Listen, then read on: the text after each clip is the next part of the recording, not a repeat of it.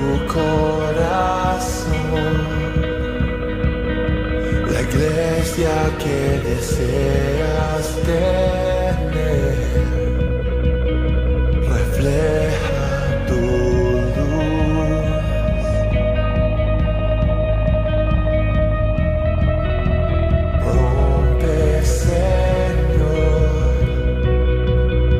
orgullo y muros en mi interior. Mis sueños y coronas te doy, me rindo a tus pies. Tu luz da esperanza en la oscuridad, que todos puedan ver Cristo mío, grande y digno de alabar.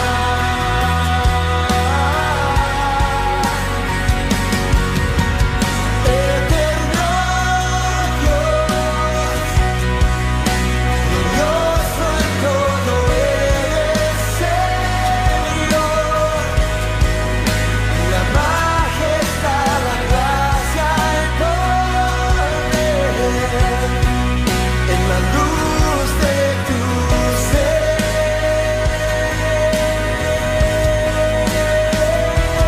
Tu luz da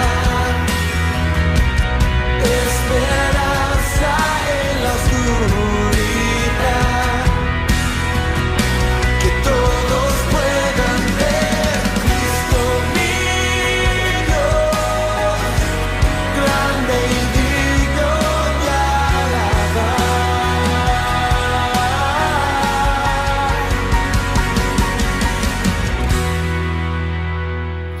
Dios te bendiga, amado hermano, amada hermana, amigos que nos escuchan. Es un privilegio estar otra vez con ustedes. Mi deseo y oración es que la gracia de nuestro Dios sea con cada uno de ustedes. Te invito al libro de los Hechos, el capítulo 19, y vamos a leer del verso 1 hasta el verso 10. Hechos 19, 1 al 10. Vamos a leer la palabra de Dios.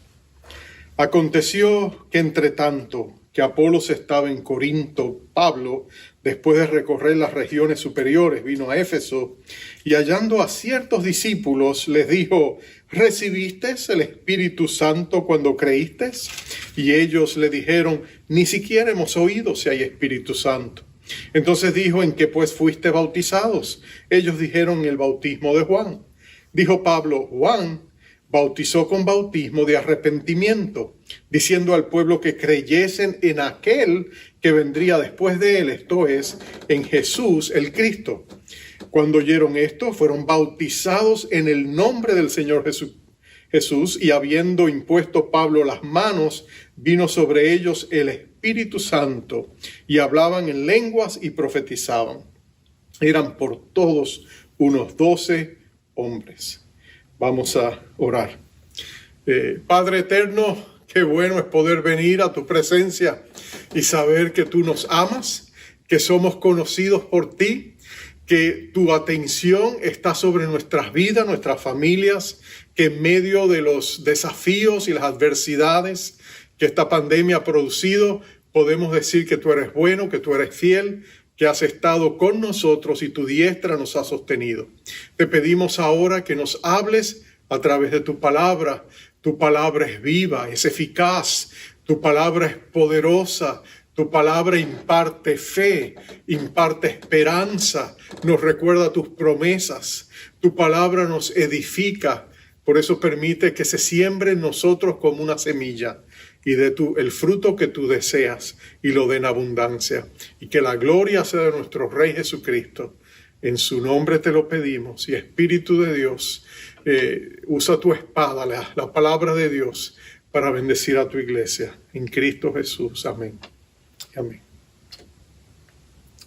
A veces nosotros miramos la vida, las vidas de hombres y mujeres, y cómo han sido usados en la historia para marcar hitos y haber hecho hazañas y logros que han sido de gran bendición al pueblo, a la nación a la que pertenecían y a veces a otras naciones. Recuerdo a Ernesto Malinowski, descubrí acerca de él en días pasados, estaba mirando acerca de las vías ferroviarias que se hicieron sobre los Andes y cuán desafiante tiene que haber sido esto, y descubrí que este hombre había sido usado para crear esa ruta transcontinental a través de los Andes en el 1800 y tanto, ¿no es cierto?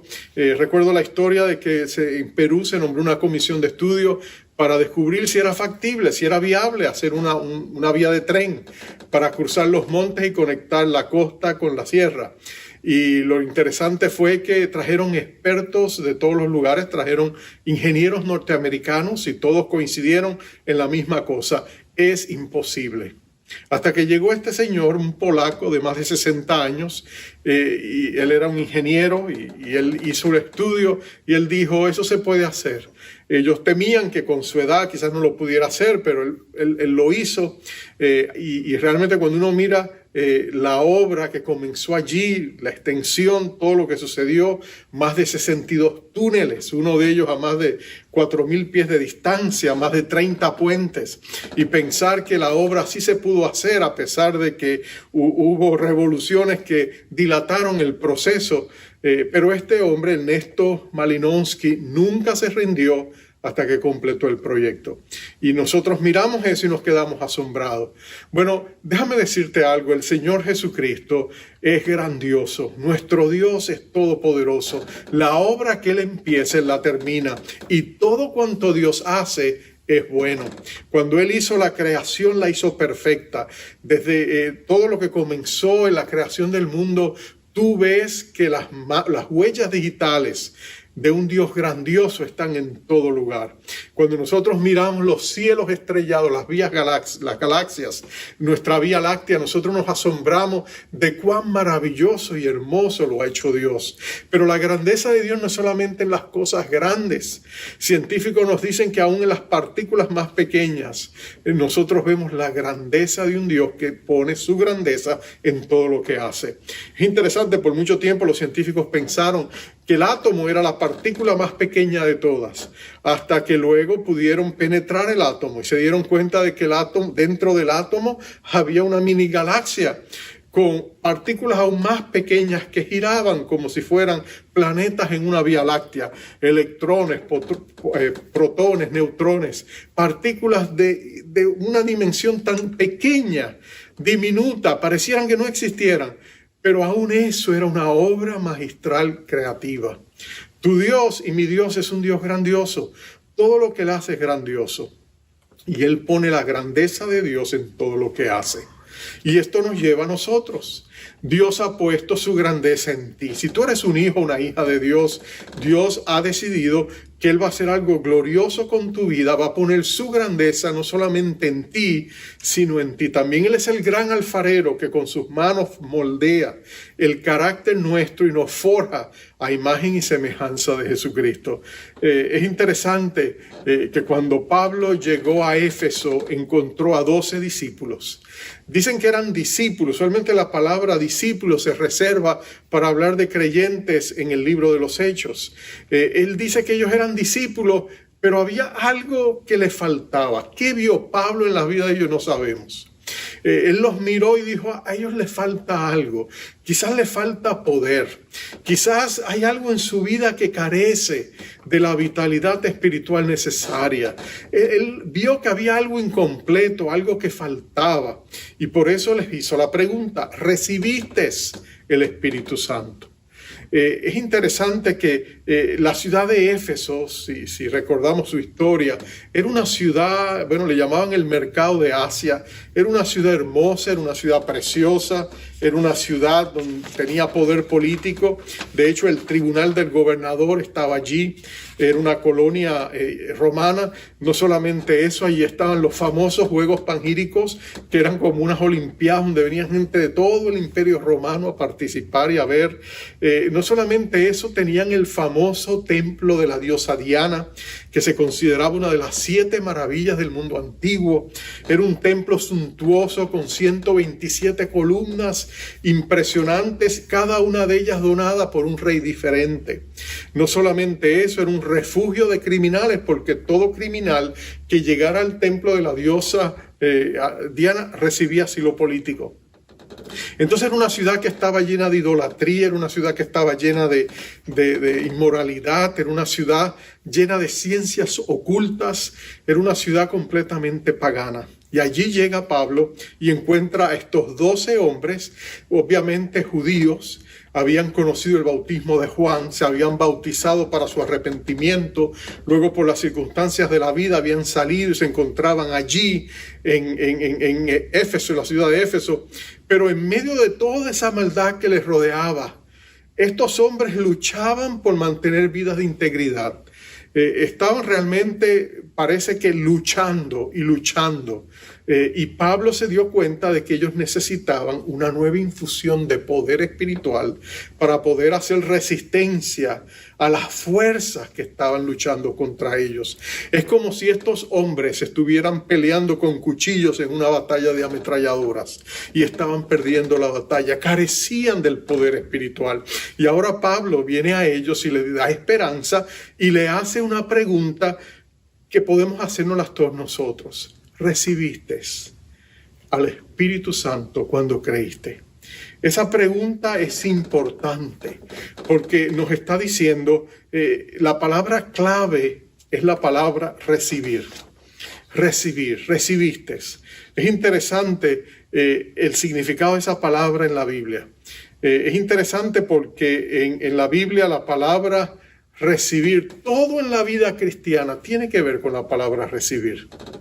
De hecho, la palabra recibir significa tomar, significa coger, aceptar, admitir algo. Significa que tú abres una puerta para que lo que esté allá entre a ti.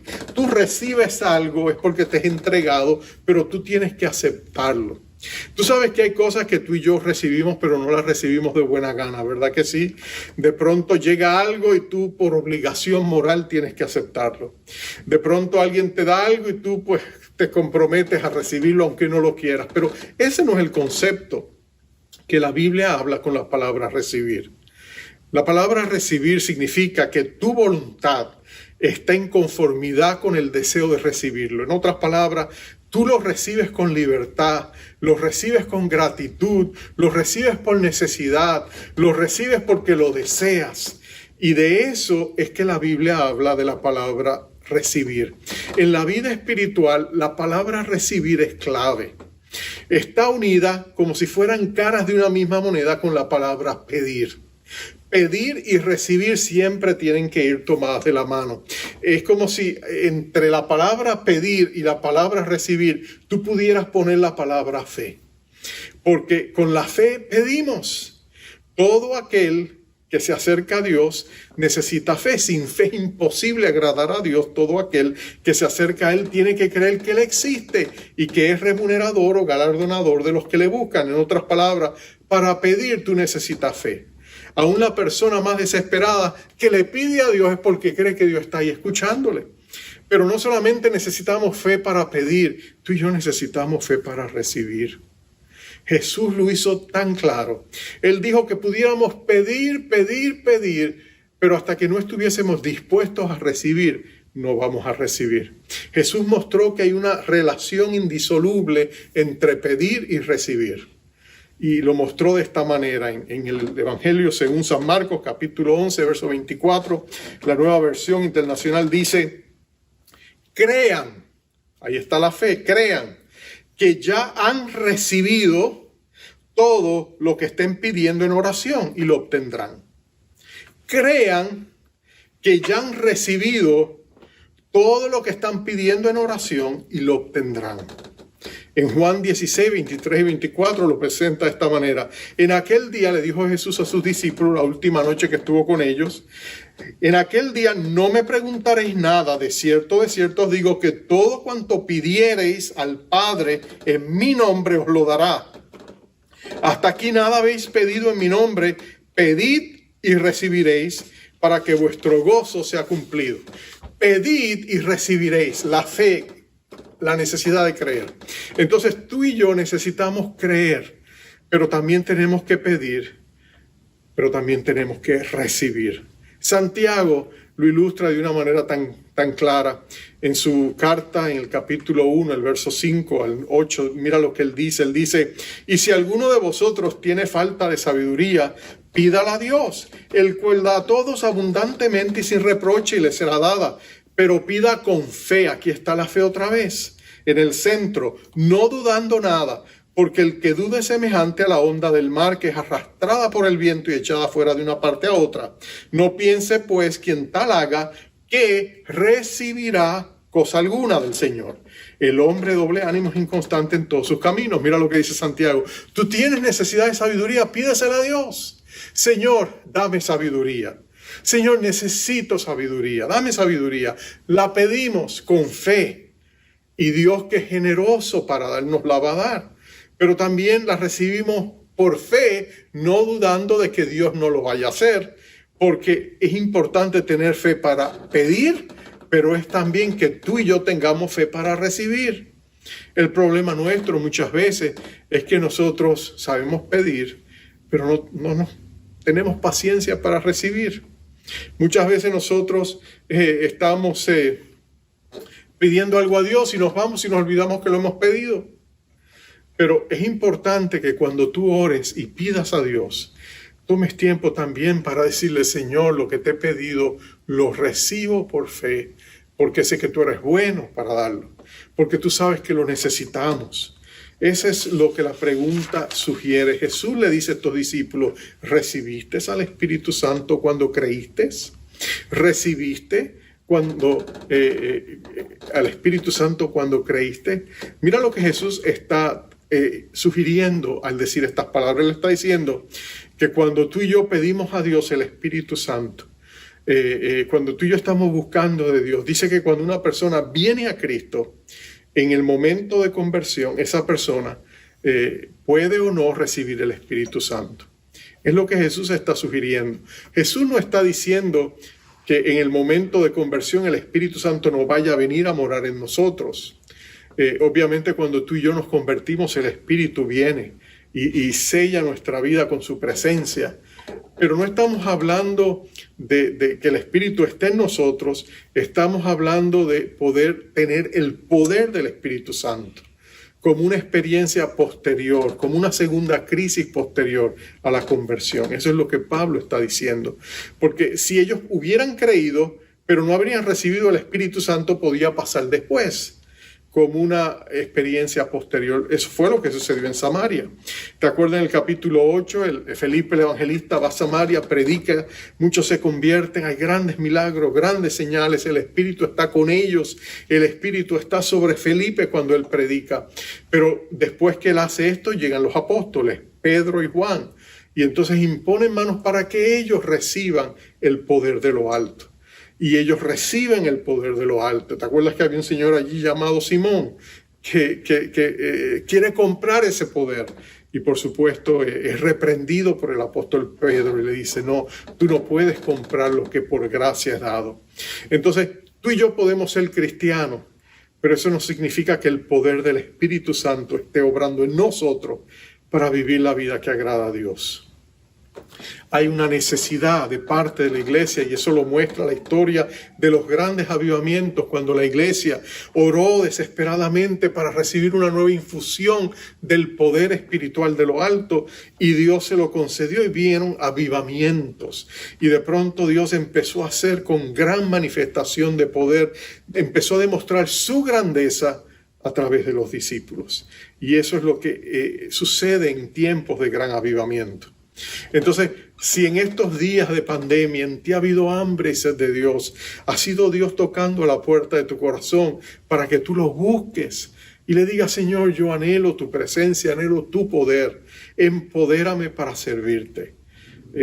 Lamentablemente vivimos en un mundo donde a veces hay dos grandes extremos en relación al Espíritu Santo, ¿no es cierto?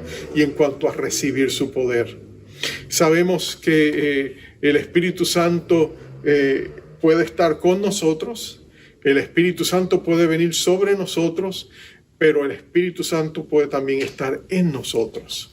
Y nosotros necesitamos las tres dimensiones y las tres manifestaciones del Espíritu en nuestra vida.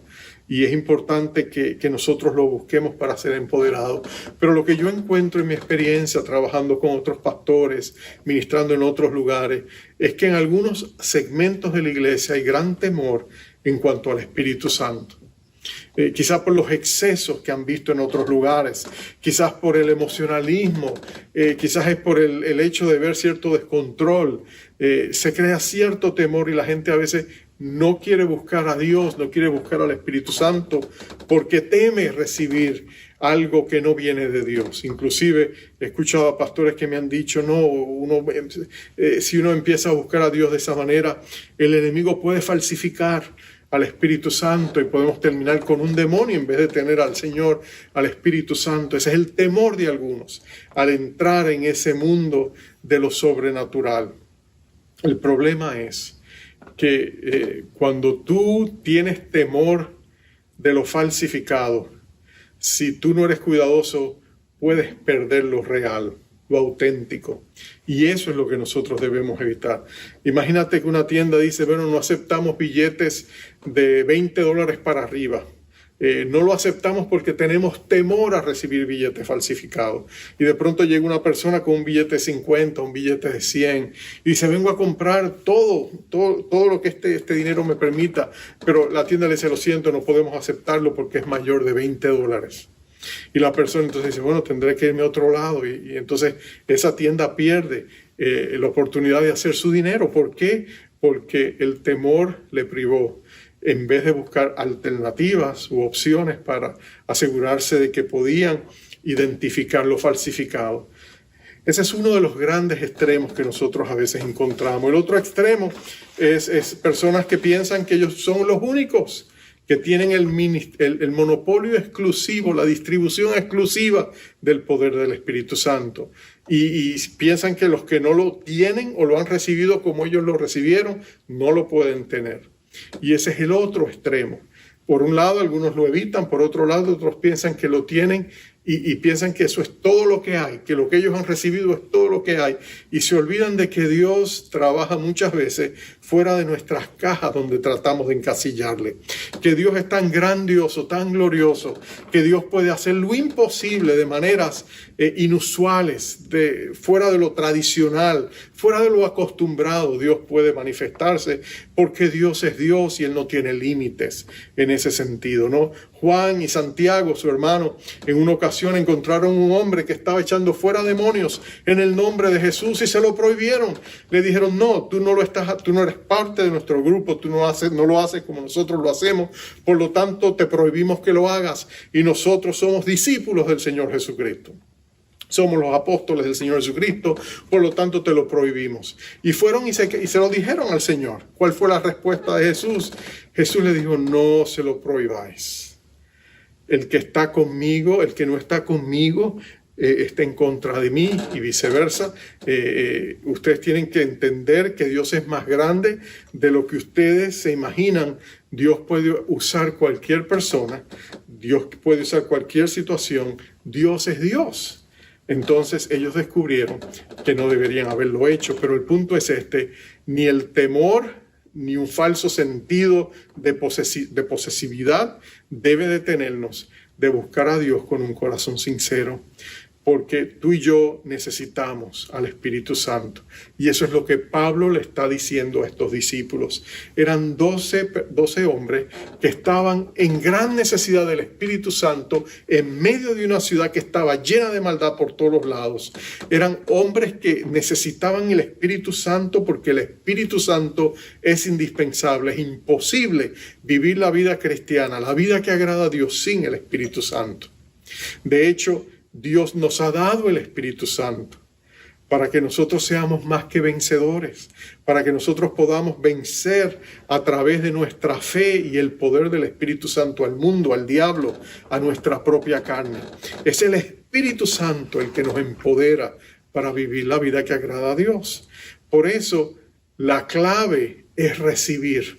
porque el Espíritu Santo es un don de Dios, es un regalo de Dios. Dios puso el Espíritu Santo dentro de ti porque nuestro grandioso Dios quería que dentro de ti su hijo o hija amado hubiese también grandeza.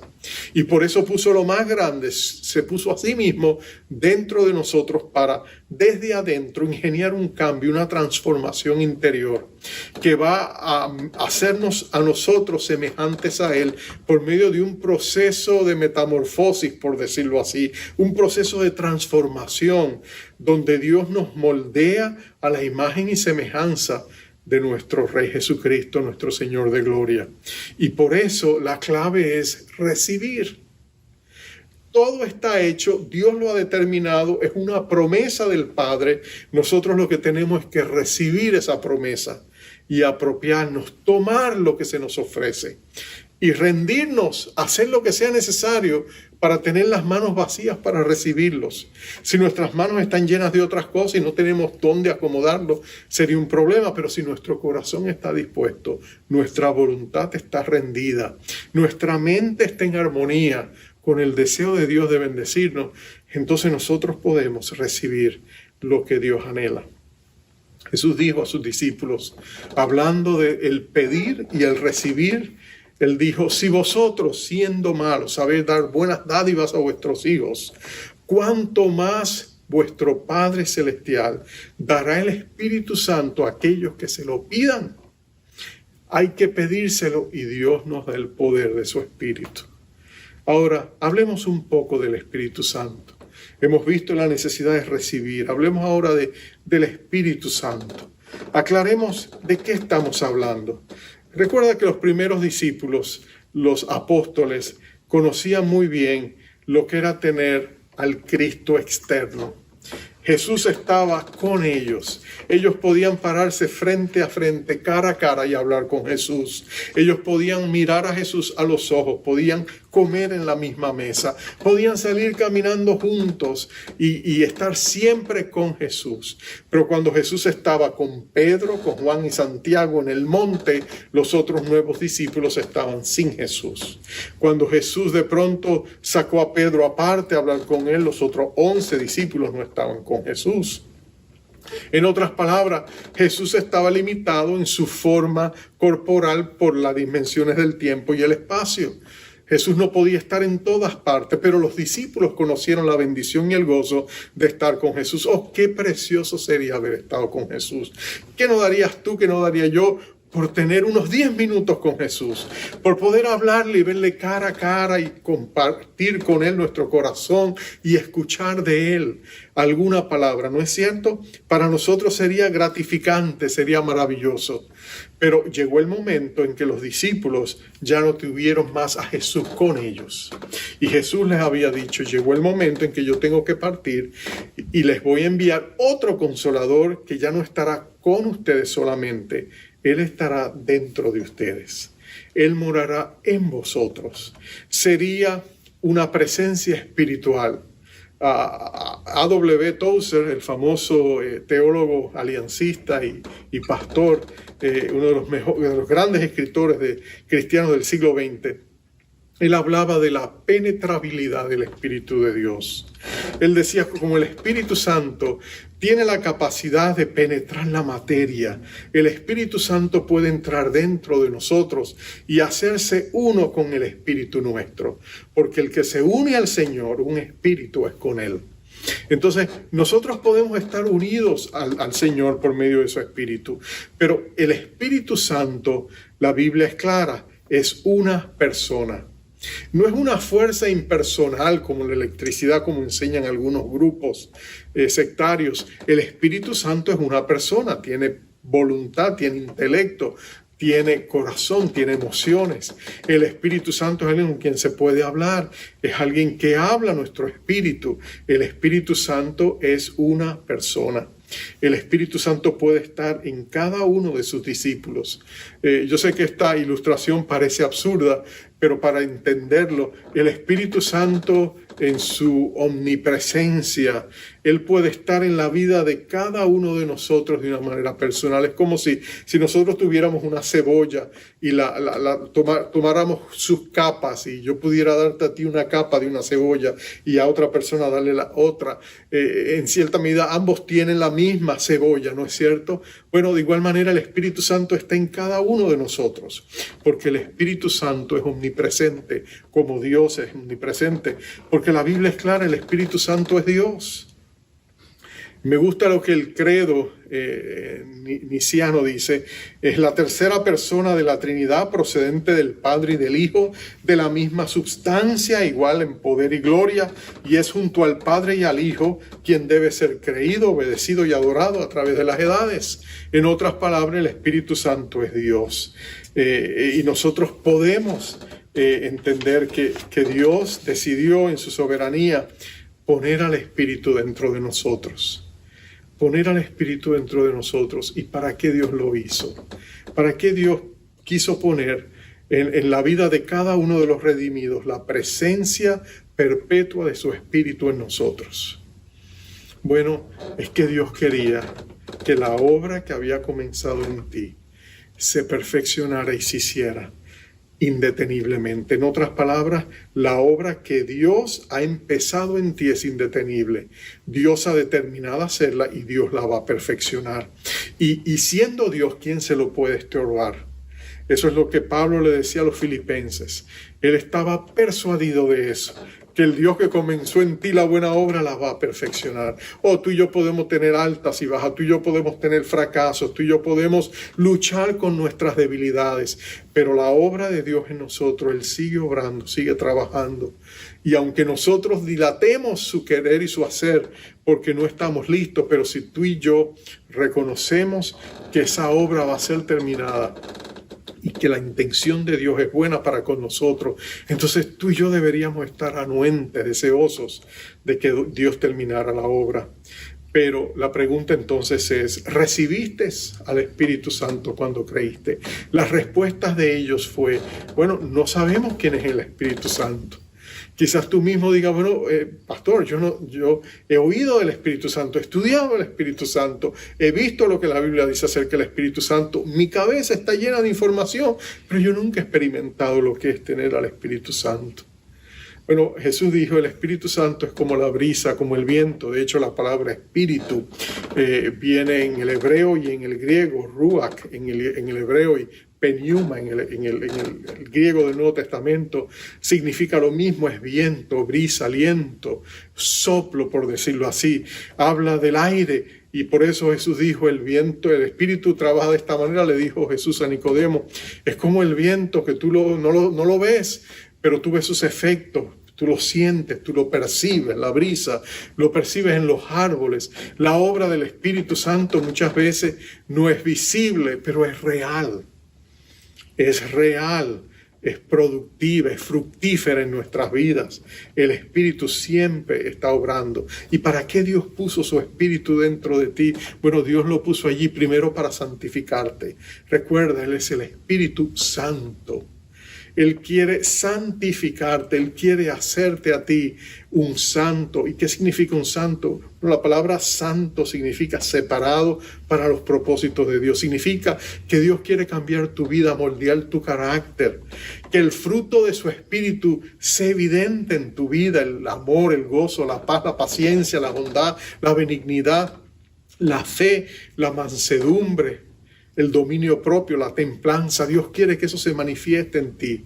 Dios quiere empoderarte desde adentro para que tú puedas vivir la vida cristiana que agrada a Dios. Tú y yo no podemos vivir la vida cristiana en nuestras propias fuerzas. Tendríamos que hacerlo a pura voluntad.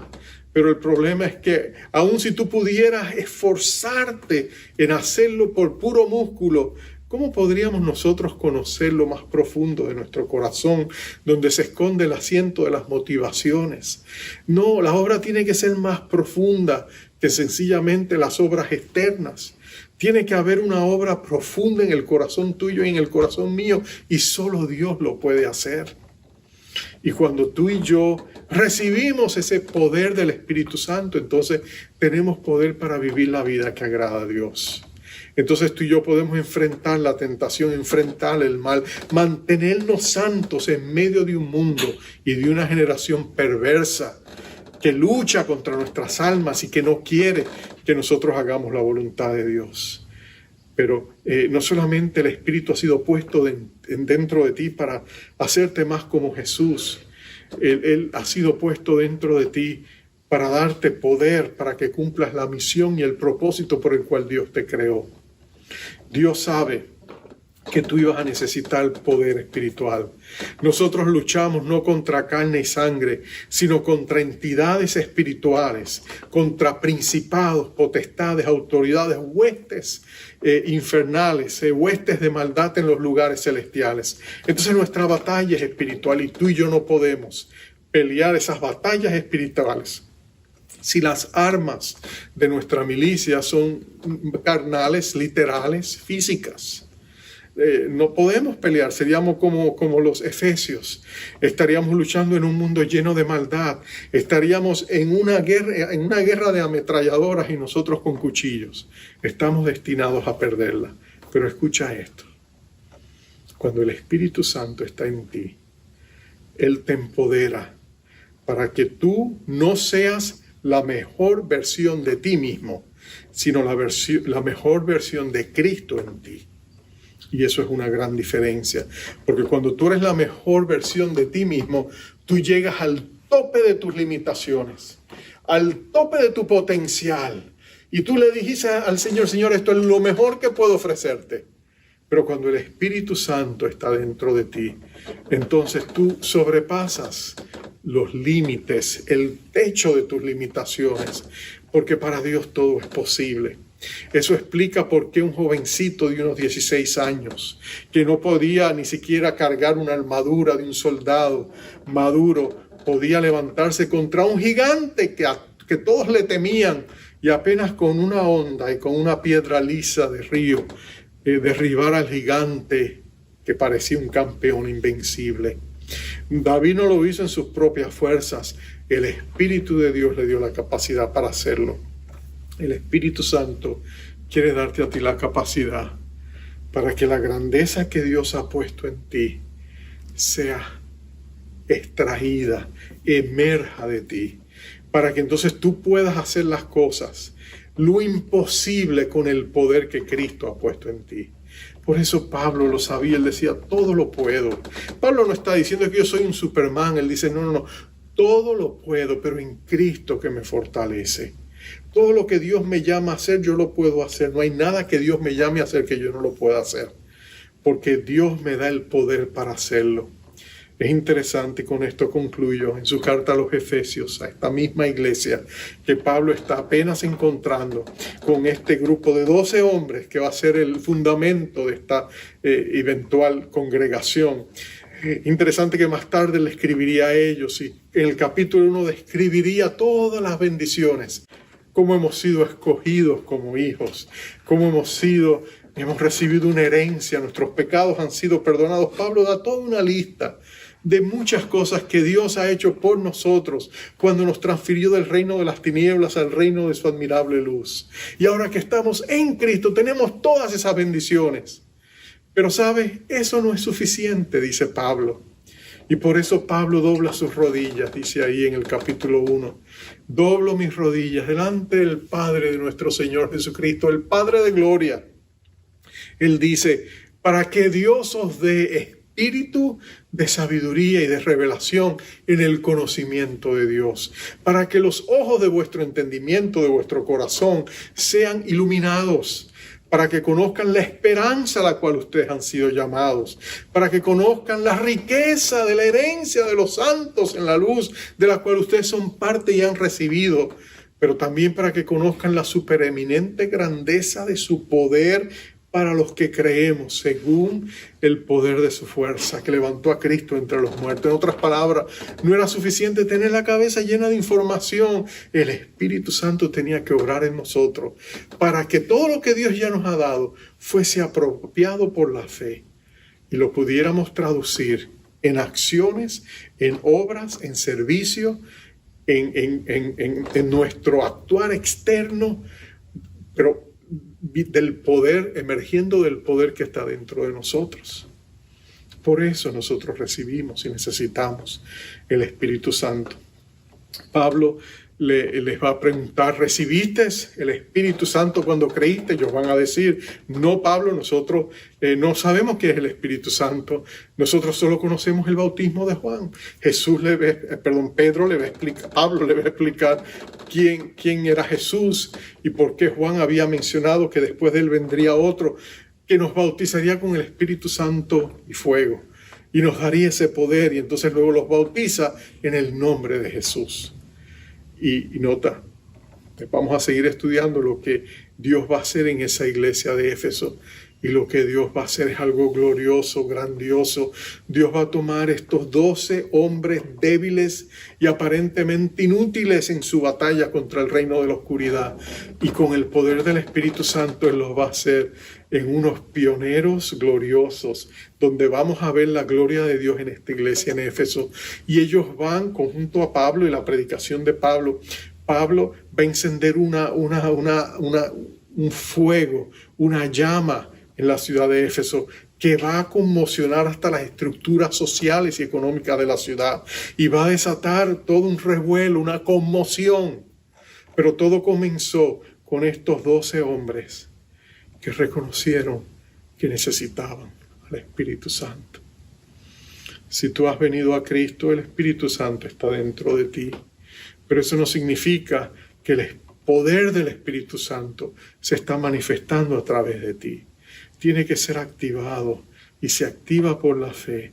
Se activa cuando nosotros hacemos una transacción con Dios dentro de nuestro corazón y le decimos a Dios, yo anhelo, deseo ardientemente recibir ese poder que ya tú has puesto en mí, que está ahí con la presencia del Espíritu, pero que yo no estoy utilizando. Termino con esto, que quizás clarifica lo que estamos hablando. Uno de los grandes predicadores de la historia de la iglesia era D.L. Moody. Él era un hombre que Dios usaba. Pero había 2 ancianitas que siempre se sentaban en las primeras bancas de la iglesia. Y después que él terminaba de predicar, venían a él y le decían, hermano Moody, estamos orando, que Dios le dé el poder del Espíritu Santo. Y cuando él escuchaba que ellas decían ello, él se resentía. Le decía, pero miren, la gente se está convirtiendo, miren, otros están viniendo a Cristo. ¿Por qué me están cuestionando? Pero ellas insistían, estamos orando, estamos a su favor, le decían. Pero un día él aquí caminando en Nueva York, en Manhattan, de pronto recibió una nueva infusión del Espíritu Santo. Transformaría su vida. Él diría después, yo predicaba los mismos mensajes, pero la unción de poder que había sobre mí era totalmente diferente. Gente venía a Cristo, no por poco, sino por miles. Él se convertiría en un gran evangelista. Él Dios lo usaría para traer un avivamiento en Inglaterra, en Irlanda, en Escocia. De hecho, sus visitas allá fueron impactantes. Y él era un hombre que aunque era muy jocoso, era una persona que le gustaba, era un gran comunicador. Él tenía muy poca educación, hasta un 5º grado de escuela primaria. Pero cuando el Espíritu de Dios vino sobre él, Dios usó su vida para cambiar básicamente 2 continentes. Porque cuando Dios viene sobre nosotros con poder, Él puede usar a cualquiera, aun estos humildes judíos, estos 12 judíos que estaban en Éfeso, despreciados inmigrantes, que seguramente no tenían gran participación en nada de lo que tuviera que ver con la gente importante allá en Éfeso. Pero Dios los tomó y los usó de fundamento junto a Pablo para establecer una iglesia que todavía hoy mencionamos, valoramos y reconocemos como una de las luminarias eclesiásticas del Nuevo Testamento. Ese mismo Espíritu está vivo hoy. Ese mismo Espíritu mora en ti si tú eres un creyente. Pero quizás también tú tienes la necesidad de pedirle, oh Dios, yo necesito una fresca y nueva unción. Y el Espíritu de Dios está dispuesto a dártela. Pero tienes que pedir con fe y tienes que recibir con fe. y entonces obtendrás lo que pides. Vamos a orar.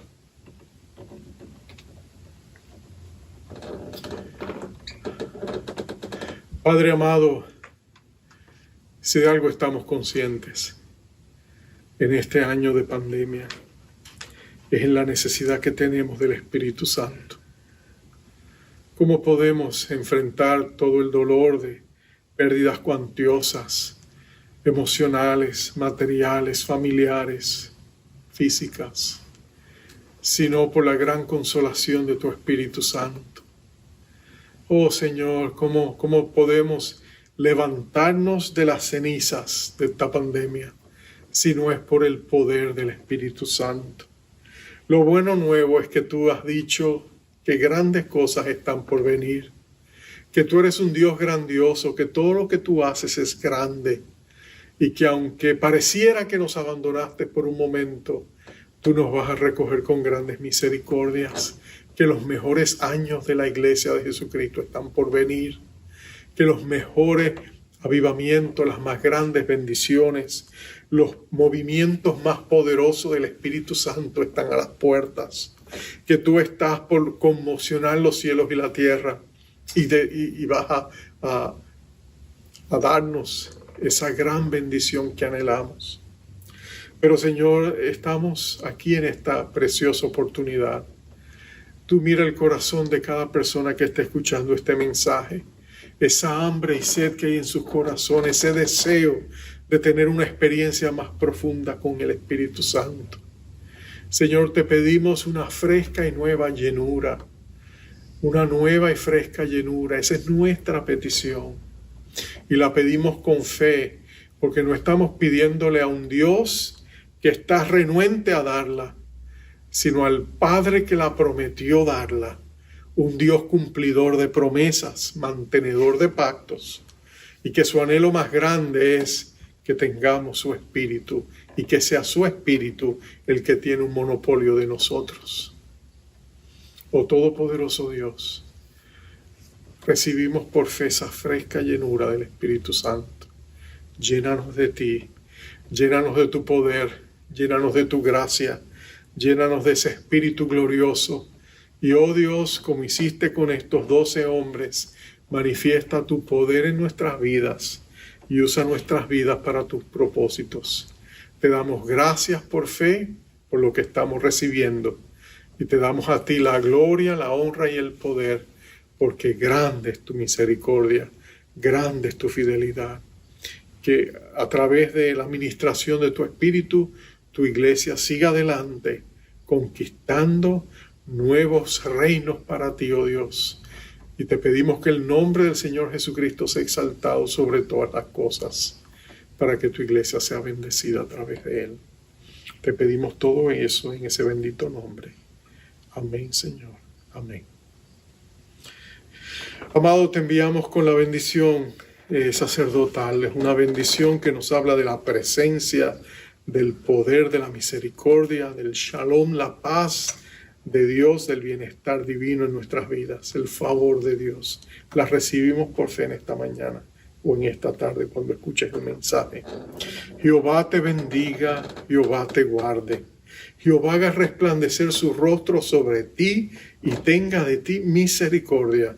Jehová alce sobre ti su rostro y ponga en ti paz. Bendiciones.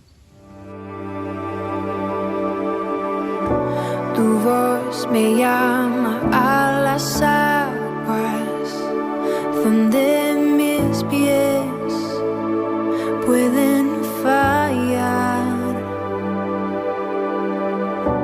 Y ahí te encuentro en lo incierto, caminaré sobre